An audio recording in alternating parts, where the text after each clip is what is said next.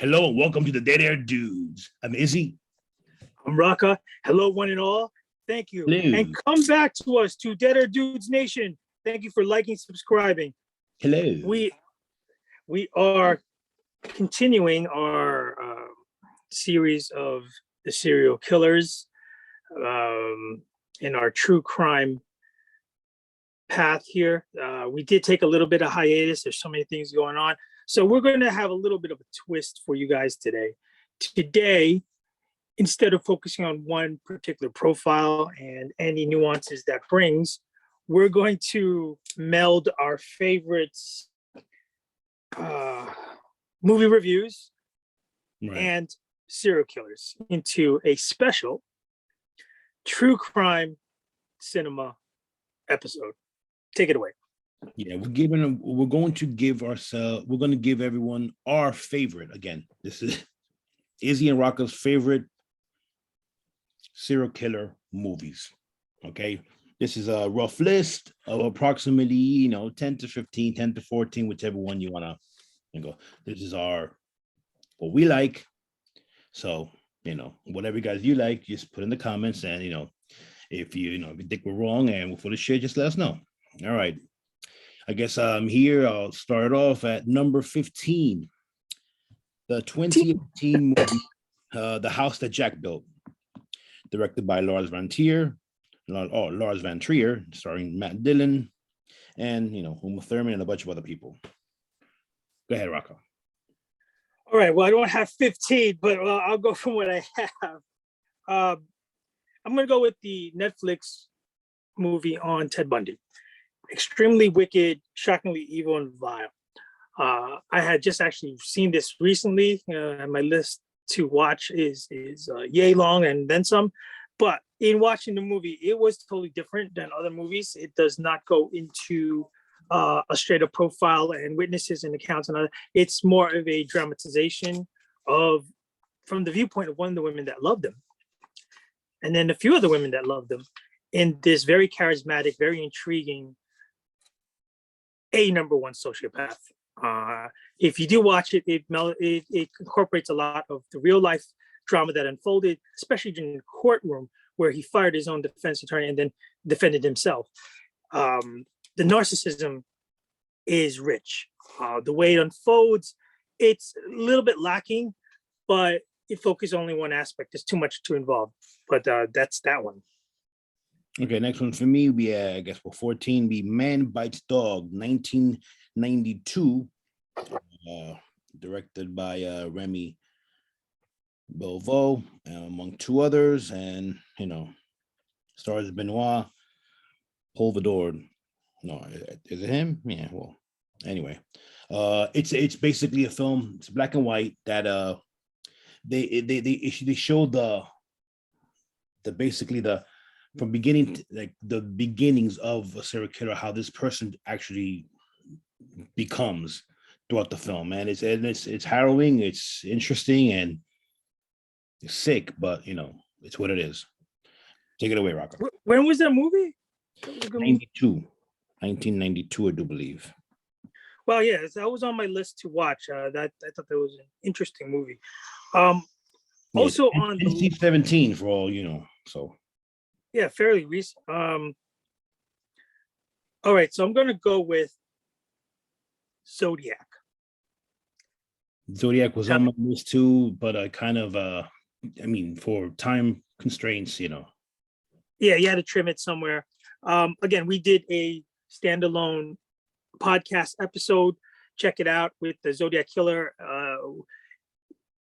The identity has never been 100% concluded who it was, although there is some wild speculation. Of course, they cracked the code of his cryptic letters, but what the movie really shows, and it showcases a very good cast: Jake Gyllenhaal, Robert Downey Jr. and company, the terror that gripped the city of San Francisco during the time piece. It really, really captured that, and it's a gripping movie, and you can't really tell the ending is, which it's unfortunate, but it's the truth. You don't know. It's taken from perspective from the reporter, right? The journalist, and right. it's basically essentially his story. So Yeah, not I mean, sure now, you but do. we don't There's know. true elements in there, as the letter comes in, and this and that, and the other thing.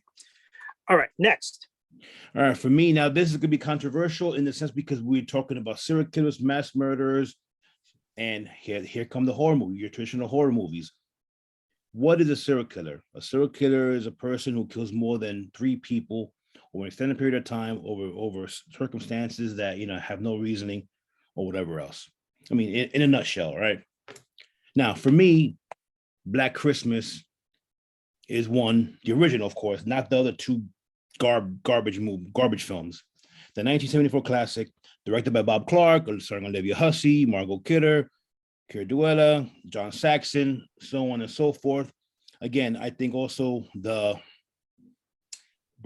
probably one of the first, or if not, if depends how you feel about Psycho, the first slasher ever made, and the predecessor, the grandfather for Friday the 13th, Halloween. John Carpenter has said many times that this is the movie that got him to create Halloween. There's scenes where everything is first person perspective and you never see the killer outright, but you can tell that he has killed before. So for me, it's a serial killer movie and number 12. That's exactly it with that movie. It is by many slasher fans an iconic, like the Godfather of slasher movies. So yeah, that should be high. It's on my list somewhere. I'll agree with you on that. Next, I'm going to travel to something not more recent, but a little bit different than all the others for obvious reasons. And this is the 2003 movie Monster, based on the true life story of Aileen Wuornos. This movie, almost all the movies, there's drama, there's suspense, there's crime. It's very dark. This, I think, really tried to go more of the dramatic, almost sympathetic, right, central character who's both victim and protagonist, all in the same body, somehow shedding light to the trauma and the disturbed person who she was. It's high on my list, not so much for, we do not glorify any of the serial killers, but for her performance. I mean, it's a great movie for me, but I don't really consider it a serial killer movie, as far as, which is kind of crazy because I already put in Black Christmas as one. Yeah. Well, I mean, she killed really 7 people. Because I think it's more, I mean, it is a serial killer movie. I mean, but the way the movie, like, it's more of a case study into her as opposed to what she did. That makes sense. Right. Okay, next up. Okay, next up for me is Summer of Sam, 1999. Spike Lee, Adrian Brody, John Leguizamo, Mira Sorvino, on and on and on. Adrian Brody, on and on and on. Kind of similar to Zodiac and similar to Monster, in the sense that it's true life, but also taken from a different perspective of the ancillary characters in the background and people who are reacting to what is going on, not directly, but not really directly to the actual killer. That was well done. I thought it was, the acting was damn good. And I actually saw it a couple of times in the theater, and it was one of the first movies to bring me back into the whole true crime serial killer genre again. Where we at? That's 11, right? Yeah, it's 11 for me, I do believe. All right, I'm in agreement with you, except I only have a few tidbits to bring out with it. This is not a criticism of it, and again, we don't glorify this stuff, but Summer of Sam is one of the rare serial killer movies that actually was more on the entertaining side. Right. And I don't mean that in the sense that the others, I don't want to disparage other movies, they're not unentertaining, but there's more of a big effort to get you in the mood of the day. Disco scenes, music, colorful actors, it was fleshed out in the sense that it was almost made into action/horror, as opposed to most of these movies with the subject matter being very dramatic, very somber, very serious. There's John Leguizamo's with whatever the niece, whatever in the back car or whatever, and cheating on Mira Savina, and he's he's going to town wickedly in full carnal knowledge. So that is a difference in it, but we'll get to even more differences as we get further down into our list in terms of entertainment. Go for it. Number 10. All right, American Psycho, the 2000 film by Mary Harron, starring Christian Bale, Justin Theroux, Josh Lucas, yada, yada, yada, yada, yada, and everyone else. We all know the scenes, hip to be square. We all know everything else. If you read the book, depending, no spoilers here, depending what you think. Was it real? Was it in his head? Who knows? Regardless of the fact, the movie was very well done. The acting, great. And it was very extremely enjoyable, but a sick, twisted one at that. I agree with you. The only question I have is that why is this not higher on your list? Hey, it's the Izzy list. It's not necessarily. It is higher on my list. Not just for the iconic scenes, which obviously that's one of the reasons why, but it was way different than previous movies in the sense that the director on purpose put us in his head. Yeah. And so we could not differentiate as much as the main actor, Chris Hale's character, could not differentiate between what is real, what is delusion, what is happening. And you're sitting there going, what the hell is going on? And in trueness to the title, you are inserted into the psychosis of a psycho, which was damn entertaining. And as you know, quoted and seen a million freaking times. If memes can cash in on movies, he'd make a killing. Pun intended. Go for it. Number 9.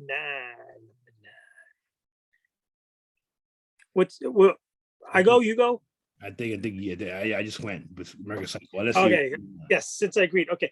I'm going off the continent here, and this is a little bit older, but a classic, and I think it opened up not only a whole new segment, a slice of the world that has not really delved as much into horror slasher and has not garnered the same kind of accolades. But we go to South Korea for I Saw the Devil.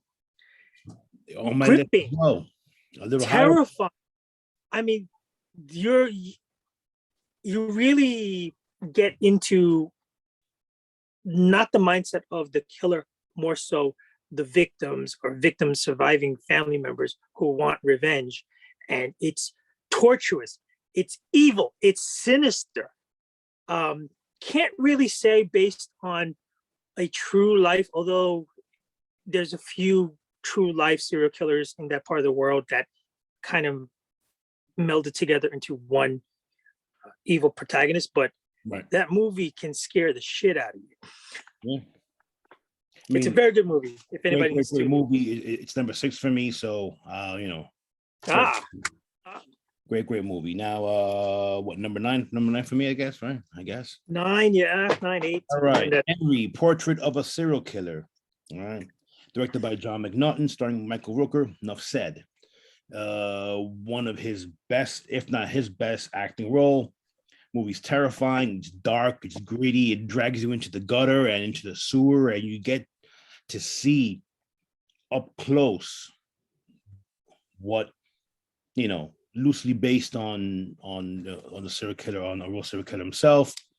And yeah, it's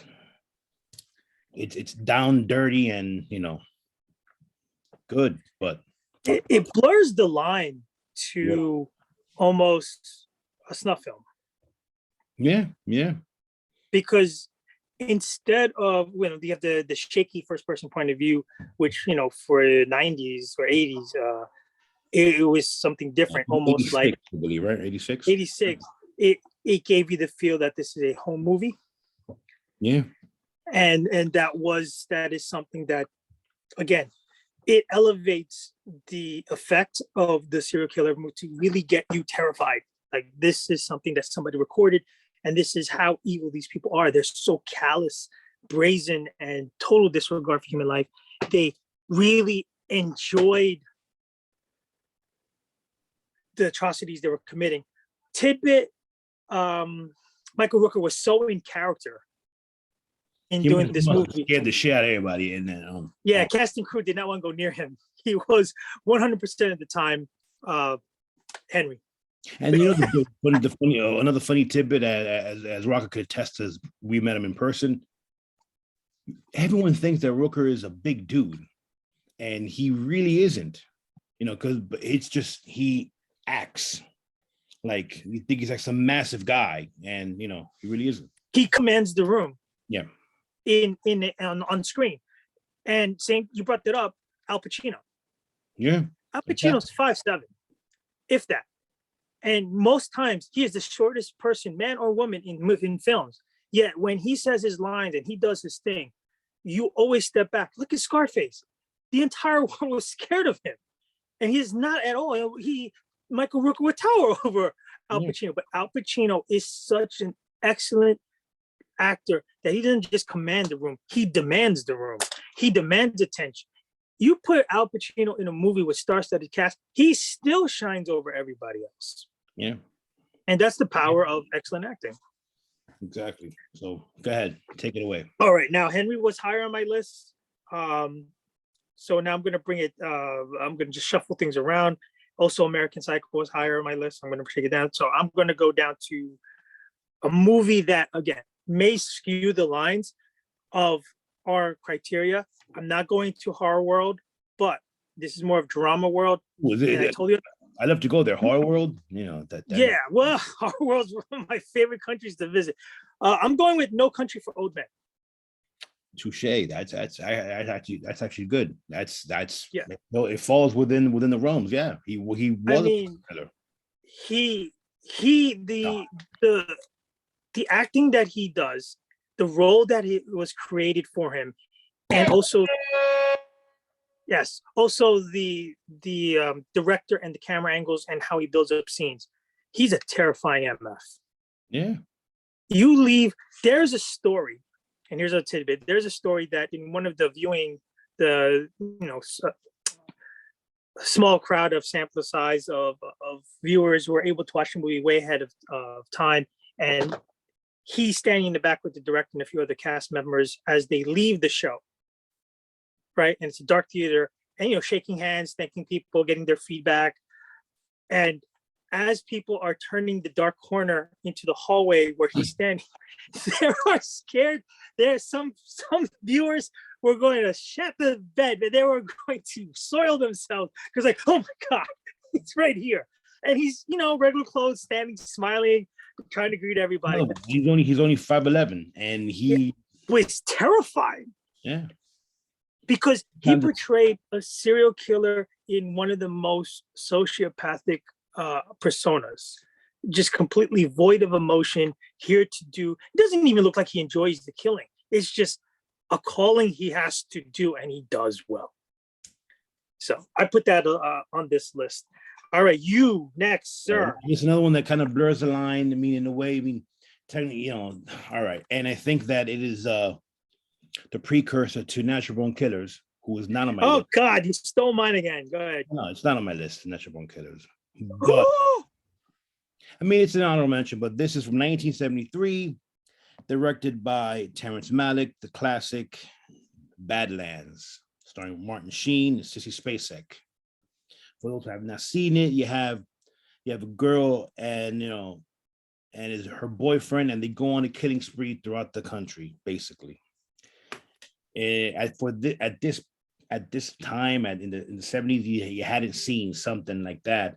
And like I said, it's a precursor to Natural Born Killers and other movies of its ilk. And as usual, see, the common denominator within all these movies that we're mentioning, that the acting is very, very good.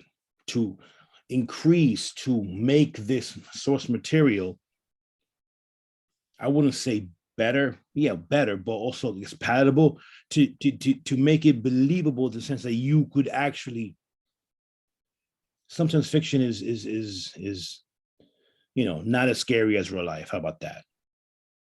So Right. There you go. Badlands. I mean, a question then. Ed. Does Taxi Driver and Cape Fear, would that fall under the similar categories, or they're Well, they go that question again.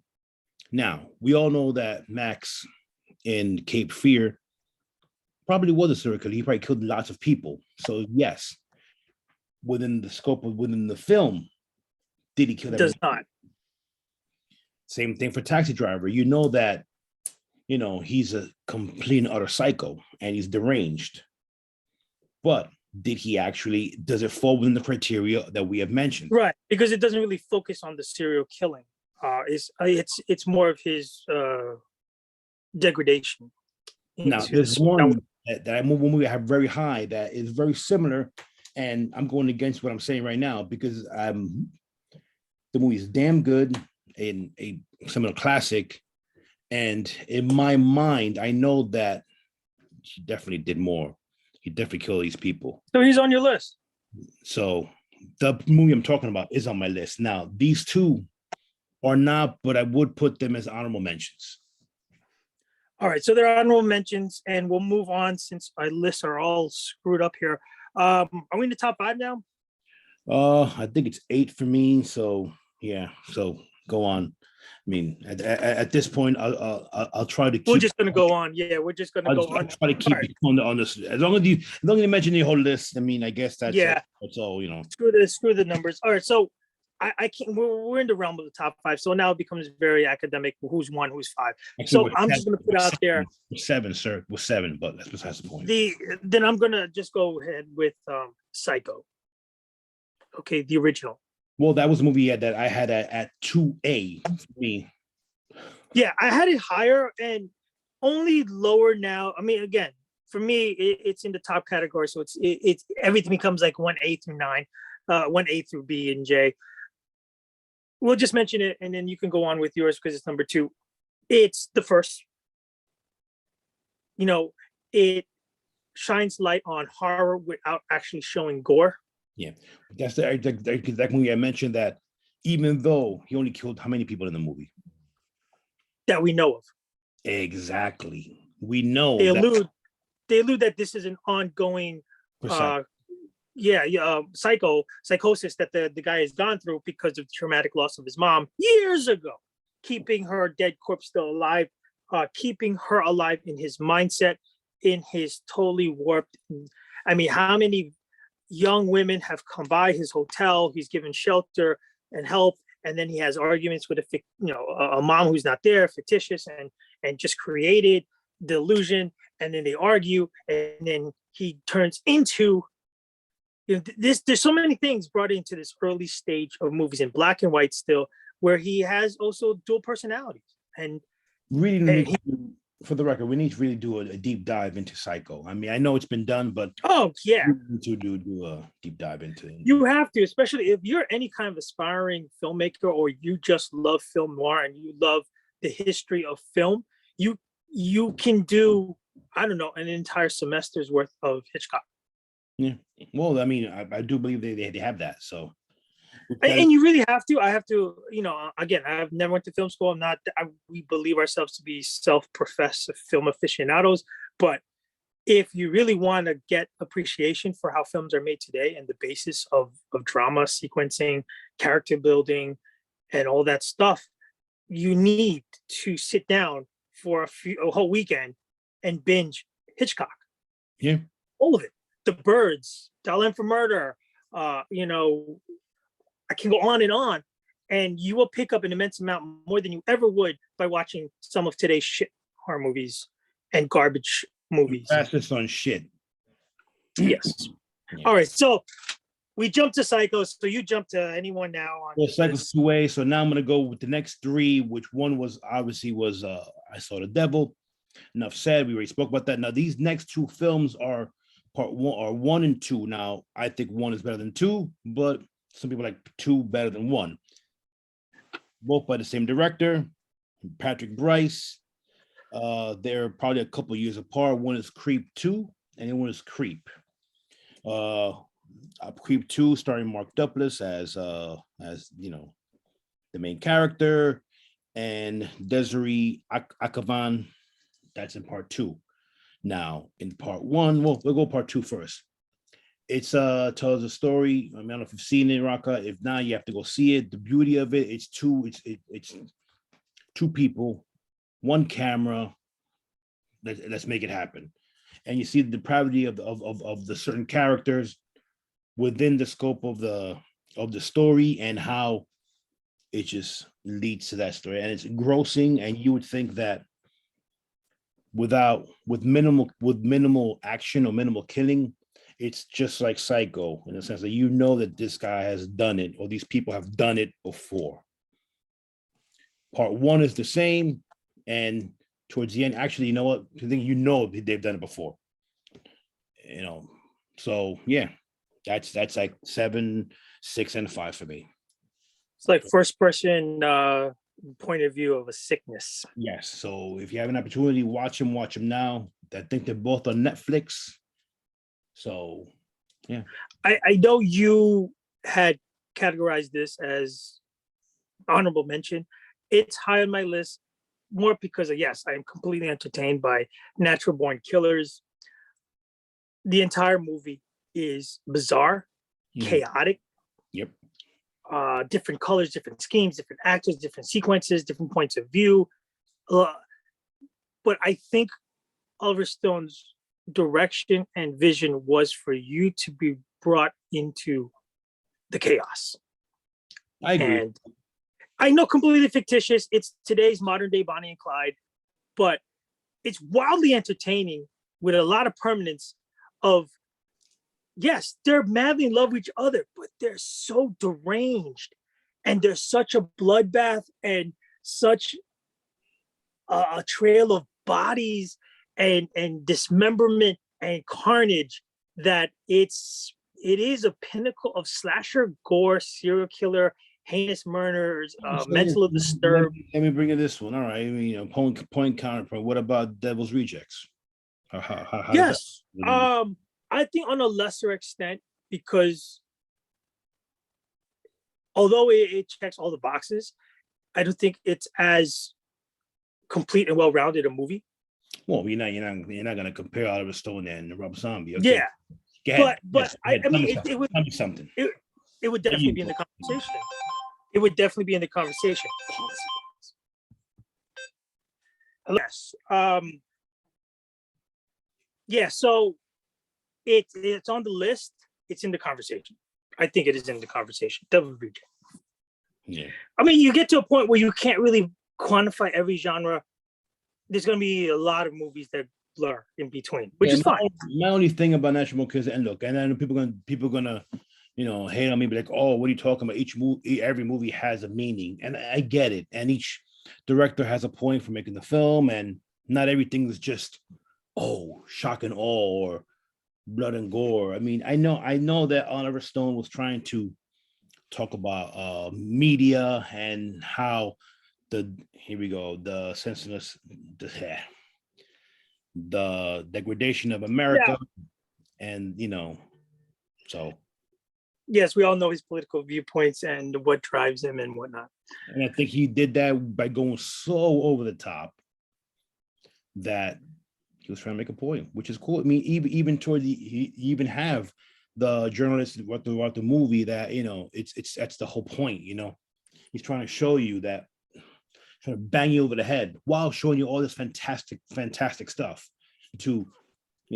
But in the background, the subliminal message is still there. Who doesn't like a good headbang? Yeah, but see, I don't like to be force fed, so All right, so we're coming up to some of the few left. I don't know. I'm just gonna spit out the last two I have on my list, and I don't know if they coincide with yours, but so we have the two big hitters. You might have a few more. 7 and Silence of the Lambs. Yep, 7 and Silence of the Lambs. Also, I do believe they're 1 and 3. As I had Psycho at 2A. I still have my 2B, and I have one that. Well, first of all, what can be? What's the one that you have? What's the one not mentioned? Maniac from 2012. Okay. I wouldn't say remake, more of a reimagining of Maniac from to believe the 70s, which was a crazy movie in itself. No, from 1980 actually. Now this one is from 2012, directed by Frank Calhoun and with Elijah Wood, who is a Yes. tour de force performance. And if you thought that Creep was a first person perspective, this is he takes Black Christmas to a new level. You rarely see but you see the killings in first person, almost like a video game, and the dude is so effed up, so sick and twisted. He's an artist, he has the mannequins, and it's an effed up movie. You're either gonna love it or you're gonna hate it, but it's worth a watch. So sounds like it should have been on your Halloween 31 Nights of Horror. It honestly, I did review it, but I chose not to put it because there's a lot of controversial. It's a lot of controversy, and people would accept, would go, would. I mean, you gotta be a gorehound to really, understand it. It's very Get out there. It's very, rough. It's rough. That's why we do what we do. So yeah, I will revisit that. I will have a. We do not steer away from rough. We are rough riders. And the last one that I had and you did not have, but is Scream. Yes. I left it out because there's an element of lightheartedness and a little bit of comedic, light to it. It's more of more entertaining than it is serial killer, although it does check the boxes of a serial killer. I agree. All boxes. It checks the time frame. It checks the boxes. It checks, obviously sport. I mean, the limitation of sporterism is gone already. The fact there's two killers. There's, it checks all the boxes. And yes, there is a lightheartedness, which I understand. If there was not that lightheartedness, maybe the movie would have been darker, dirtier, a little more, but it works. It's almost, for me, it's possibly Wes Craven's best film, not my favorite. Wow, really? It might be his most well-rounded. How about that? Okay. He did have a pretty good cast and a twist to it that a lot of people, when watching the movie, didn't see coming. Yeah. Now, if you watch it again, now it's obvious. Of course. But when you saw it, you're like, oh, holy crap! It was awesome. So, yeah, and that's when I mentioned this is our favorites for that matter. I know people are gonna be like, "What the hell? Really? Scream? What the f is wrong with you, Izzy?" But now, what could be said about Silence of the Lambs? That has not been said. Some people think that Hannibal is better. Some might say Red Dragon is better. I think Hannibal and was and some people say Manhunter, which arguably I would be better as well. But Manhunter makes honorable mention. I think Manhunter, unfortunately, it came out too early. It came out too soon. People weren't ready for it. Well, yeah. See, there's many different aspects to all this stuff. Yes, and if we would highly recommend Manhunter. You should watch it. It's definitely in this category. In many lists that I've perused through, Dirty Harry's on it, right? Yes. And I get it. He's tracking serial killer, but then he's not the focal point of the movie. No. Then you could throw in a whole bunch of detective cop movies there, which I was not ready to go down that path because when something doesn't feel like this, when the movie doesn't feel like the serial killer is the main attraction of the movie, which is why I kind of went back and forth with No Country for Old Men, then I realized he is really the main dude in this thing. You have other films. You have, honorable mentions. Well, first, let's get back to, Seven is a detective.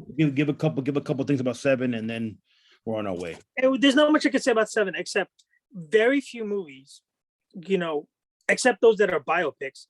Very few movies of the serial killer as a subject matter really goes to the cinematography mastery and storyline and plot line, and look at the triumvirate of actors in there. 7 was my number. Was my number. Yeah, 7 is my number one. It has to be number one, and everybody else, because rarely does any movie capture everything. This is why it's a master movie, because the plot line, the ending, how it resolves, the character development, the overall scope of the work brought together by like a superb ending. Holy shit. This is a serial killer. What's in the box? What's in the box? He still wins after he's killed. Yeah. I mean, and Kevin Spacey. Great. Oh, I mean, yeah, for the performance, for the person, the performance he puts in this movie, and his role is actually minimized. It's only maybe the last 3/4 of the movie. Yeah. Not minimized, but just his screen time. But when it's all laid out and you see everything, you're like, oh, shnikes. And the way everything unfolds is, I mean, he shows up at the police precinct, he turns himself in, his fingers are all bloody. You feel what's going on here. And you as the audience, you just completely led by the nose, by the director at the end, when you're like, holy shit, we're all falling off the cliff. And it's wonderful. Yeah. So yeah.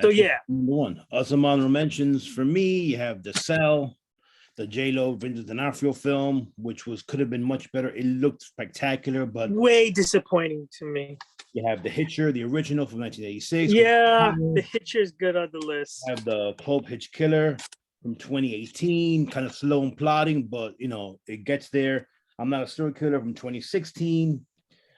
Mother of Monsters, that recently came out a little while ago. The Bad Seed from 1956, which has a little girl and it's terrifying, So obviously Monster for me, Texas Chainsaw Massacre as well, the original.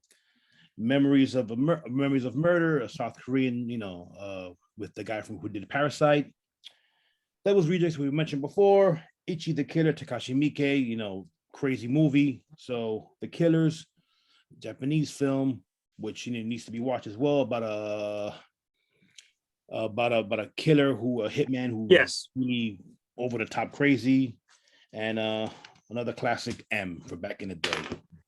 Anything else? Oh, that's a good list. I mean, full disclosure, we started out at our top 5s, and we as you thought about it more and more, went into it. Again, it's a beginner list. It's the top list. You can differ from what we have in our obsession with true crime, just like all of you who listen. You can't help but get enough of it anywhere you can. And in the movies, they try to condense it into a short period of time. Sometimes they're series, a la Dexter, which we did not throw into here. But series we can. Oh, we could go on and on. There's tons. That might be another podcast. All right. Let us know what you think. You disagree, you agree, you think we're right on point, or a bunch of shitheads talking. You let us know. Thanks for driving us, keep us going as we march towards 6,000 podcast downloads. Incredible. Thanks again. Like, subscribing, give us a shout out. Check out our YouTube channel and all other social media that we have. And remember to save the whales if you're not going to save each other. Take care, guys.